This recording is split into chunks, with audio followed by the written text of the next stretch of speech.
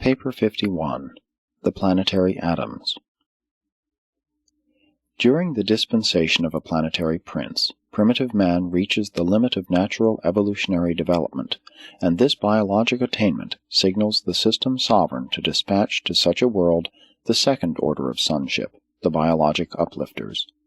These sons, for there are two of them, the material son and daughter, are usually known on a planet as Adam and Eve. The original material son of Satania is Adam, and those who go out to the system worlds as biologic uplifters always carry the name of this first and original son of their unique order. These sons are the material gift of the Creator Son to the inhabited worlds. Together with the planetary prince, they remain on their planet of assignment throughout the evolutionary course of such a sphere. Such an adventure on a world having a planetary prince is not much of a hazard, but on an apostate planet, a realm without a spiritual ruler and deprived of interplanetary communication, such a mission is fraught with grave danger. Although you cannot hope to know all about the work of these sons on all the worlds of Satania and other systems, other papers depict more fully the life and experiences of the interesting pair, Adam and Eve, who came from the core of the biologic uplifters of Jerusalem to upstep the Urantia races. While there was a miscarriage of the ideal plans for improving your native races, still Adam's mission was not in vain. Urantia has profited immeasurably from the gift of Adam and Eve, and among their fellows and in the councils on high, their work is not reckoned as a total loss. 1. Origin and nature of the material sons of God. The material or sex sons and daughters are the offspring of the Creator Son. The universe Mother Spirit does not participate in the production of these beings, who are destined to function as physical uplifters on the evolutionary worlds. The material order of sonship is not uniform throughout the local universe. The Creator Son produces only one pair of these beings in each local system. These original pairs are diverse in nature, being attuned to the life pattern of their respective systems. This is a necessary provision, since otherwise the reproductive potential of the atoms would be non-functional with that of the evolving mortal beings of the worlds of any one particular system. The Adam and Eve who came to Urantia were descended from the original Satania pair of material sons. Material sons vary in height from 8 to 10 feet. And their bodies glow with the brilliance of radiant light of a violet hue. While material blood circulates through their material bodies, they are also surcharged with divine energy and saturated with celestial light. These material sons, the Adams, and material daughters, the Eves, are equal to each other, differing only in reproductive nature and in certain chemical endowments. They are equal but differential, male and female, hence complemental, and are designed to serve on almost all assignments in pairs. The material sons enjoy a dual nutrition. They are really dual in nature and constitution, partaking of materialized energy much as do the physical beings of the realm, while their immortal existence is fully maintained by the direct and automatic intake of certain sustaining cosmic energies. Should they fail on some mission of assignment, or even consciously and deliberately rebel, this order of sons becomes isolated, cut off from connection with the universe source of light and life. Thereupon they become practically material beings, destined to take the course of material life on the world of their assignment, and compelled to look to the universe magistrates for adjudication. Material death will eventually terminate the planetary career of such an unfortunate and unwise material son or daughter. An original or directly created Adam and Eve are immortal by inherent endowment, just as are all other orders of local universe sonship, but a diminution of immortality potential characterizes their sons and daughters. This original couple cannot transmit unconditional immortality to their procreated sons and daughters. Their progeny are dependent for continuing life on unbroken intellectual synchrony with the mind-gravity circuit of the spirit. Since the inception of the system of Satania, 13 planetary atoms have been lost in rebellion and default, and 681,204 in the subordinate positions of trust. Most of these defections occurred at the time of the Lucifer Rebellion. While living as permanent citizens on the system capitals, even when functioning on descending missions to the evolutionary planets, the material sons do not possess thought adjusters. But it is through these very services that they acquire experiential capacity for adjuster indwellment and the Paradise Ascension career.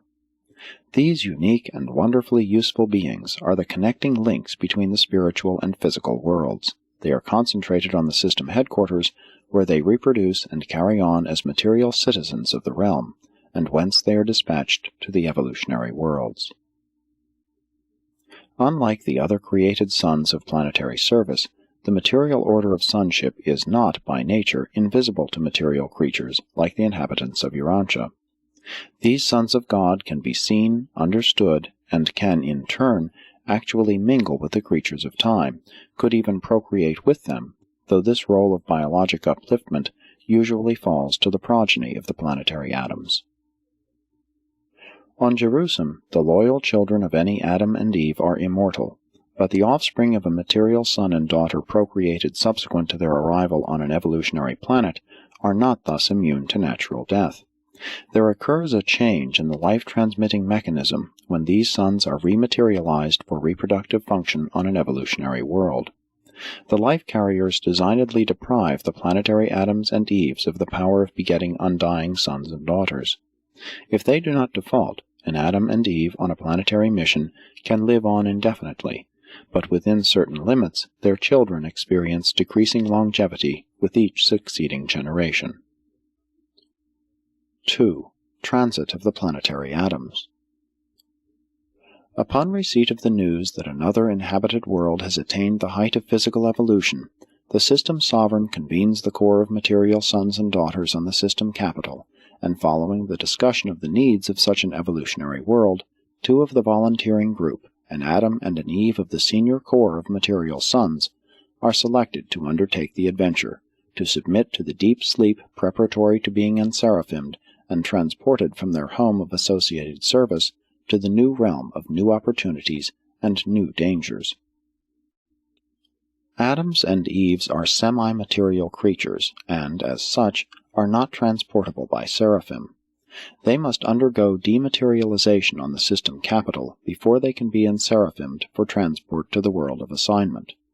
The transport seraphim are able to effect such changes in the material sons and in other semi-material beings as enable them to be enseraphimed and thus to be transported through space from one world or system to another. About 3 days of standard time are consumed in this transport preparation, and it requires the cooperation of a life carrier to restore such a dematerialized creature to normal existence upon arrival at the end of the seraphic transport journey.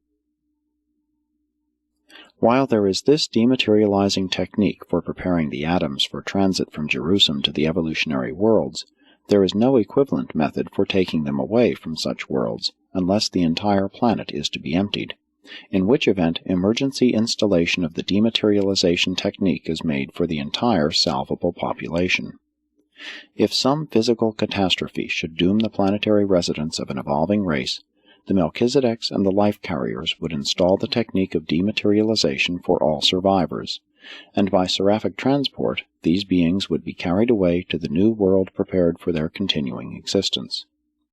The evolution of a human race, once initiated on a world of space, must proceed quite independently of the physical survival of that planet, but during the evolutionary ages it is not otherwise intended that a planetary Adam or Eve shall leave their chosen world.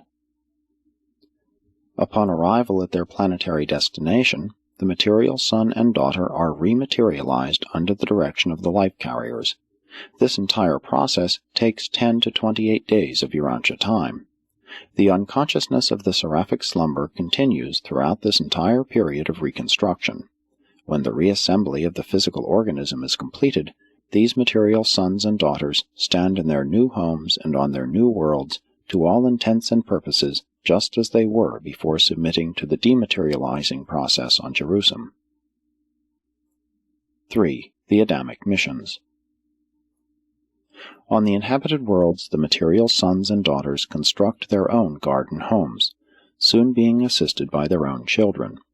Usually the site of the garden has been selected by the planetary prince, and his corporeal